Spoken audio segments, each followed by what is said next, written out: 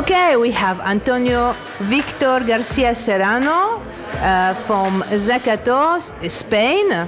So tell us a bit, you are one of the speakers. Tell us what you bring us. Well, I'm bringing a talk about Stereo 360, which is a hot topic these days. Why a stereo? Up to like a couple of years ago, I've been doing 360 for a few years already, but up to a few years ago, I didn't see the point on creating stereo content. But I mean, these days, head-mounted displays are a very hot topic, and creating content for head-mounted displays, I think it's something that is interesting, and lots of big companies are asking for that content. So I decided to research. I mean, I'm very focused on doing research. That's my main background some years ago, and I try to carry on doing that research on my projects. And about a couple of years ago, I decided to go into the stereo thing, developing techniques and doing it from a panoramic photography base, which I think is important. I see that many photographers out there, they see new software, new hardware coming, expensive software and expensive hardware that they cannot afford to buy or to use. So using just simple standard panoramic techniques, it's enough to create high quality stereo content, and that's one of the points of my talk, and that's what I'm gonna present in a way. I'm gonna show people how just by using panoramic photography hardware and software, you can create high quality stereo content.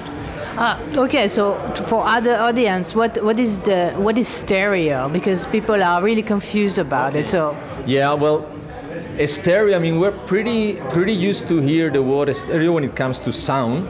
And stereo basically means duplicating the thing twice, and that's how we see. We have two eyes, so our brain gets fed with two images, one for the left eye, one for the right eye, and that is what it creates depth. We have different perspectives from each eye, and that parallax, perspective difference is what creates depth.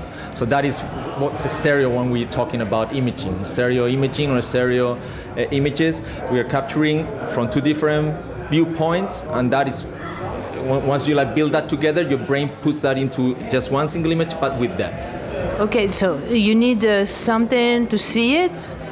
Yeah, I mean, we cannot see stereo content on screen.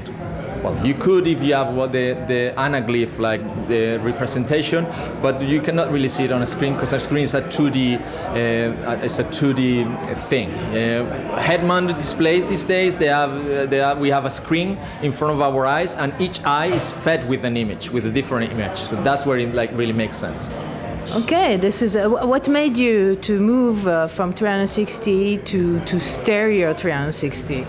Yeah, as I said, I mean, I didn't see the point up to a couple of years ago when the first head-mounted displays, Oculus, Google's appeared, and it's true that there have been some people out there, and we have some of those guys here at the conference that have been doing a stereo for longer.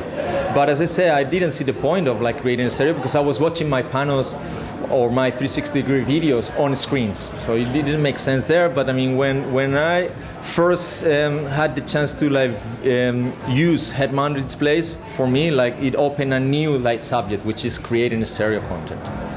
Okay, that is great. I'm looking forward to your speech. And do you do workshop or? It's only a speech, a talk. Ideally, probably would have been better to have a workshop, but I just couldn't make it in time, and we didn't have the time for the workshop. But I hope next time maybe we could do a workshop which would take longer and probably will help also people better. Okay, thank you very much. Okay, thank you.